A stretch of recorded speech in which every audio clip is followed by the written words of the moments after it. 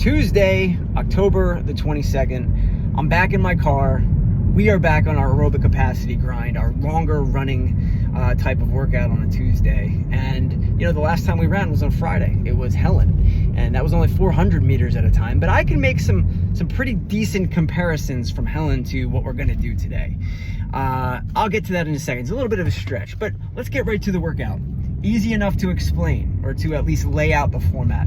It opens and closes with a mile run, and in between there is grace. But not just any grace, heavier grace. So if you don't know what grace is a benchmark that is just 30 clean and jerks for time. And, you know, it comes with an RX of 135 for the men, 95 for the ladies. But we've done grace enough to know, or for you to have possibly a history with it, so that you can take what it was that you did last time, the loading of your barbell, and just do something heavier than that this time. And we like including heavy grace. Why? Well, I specifically like it for this reason. Grace, the actual benchmark of grace, comes with an expectation of speed. Going heavier is just basically saying do 30 clean and jerks. We don't have that same expectation of this being like a 3-minute clean and jerk session for you today. And why would we? You have to run a mile before and after it. So that frees us up to try to lift a little heavier today. And if you have been missing clean and jerks, today is a great day to remember that movement, because they'll be right back with us next cycle in 2 weeks. All right.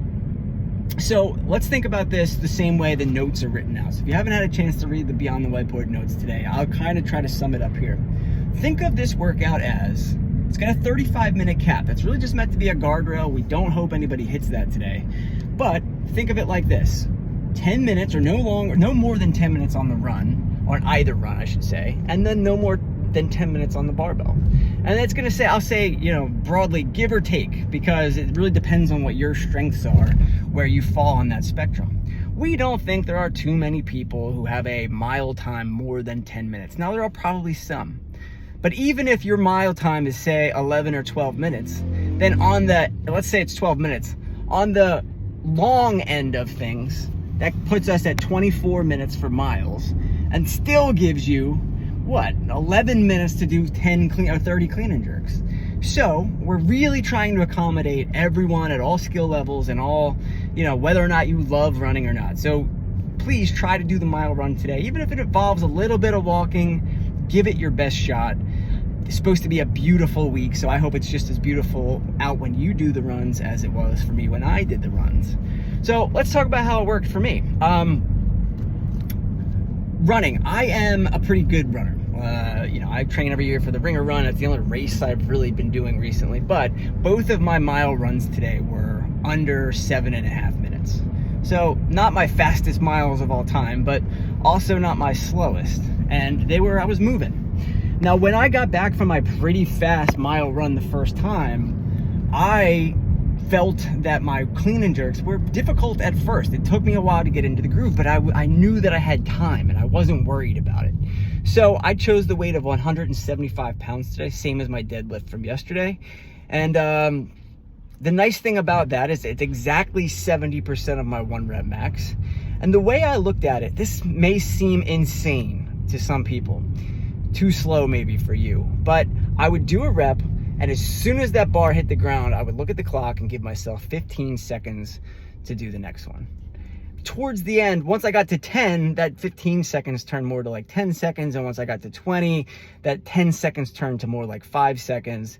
And in this way, I was sort of able to ramp up the intensity of my clean and jerks, because I was really tired coming in from my fast run. Now, others, I think, are going to do it a different way. They're going to take their time, not take their time, but they're going to pace the run such that they're ready to lift when they get back. I struggle with that, particularly with running. So I think everyone's going to have a slightly different experience today, but that buffer with the time cap is going to be such that everyone has the opportunity to finish and to get fit. I found this to be a really fun one, and the weather's helpful. Keep in mind that thing I just said about, for me, when I got back from the run, I felt like I couldn't lift right away. I couldn't lift well right away. That's what reminded me of Helen. Because, you know, the thing about Helen is that 21 kettlebell swings is not a big deal to us, and 12 pull-ups is typically not that big of a deal to us. And it's just the fact that you're coupling it with a relatively fast run that makes it difficult. And I think that is true today. Like 30 clean and jerks, whatever. Like it's a lifting session. 70%, that's not crazy. But it's the fact that I got to do those long runs that makes this one a challenge. So hopefully you guys like this one, and I know I did. Enjoy.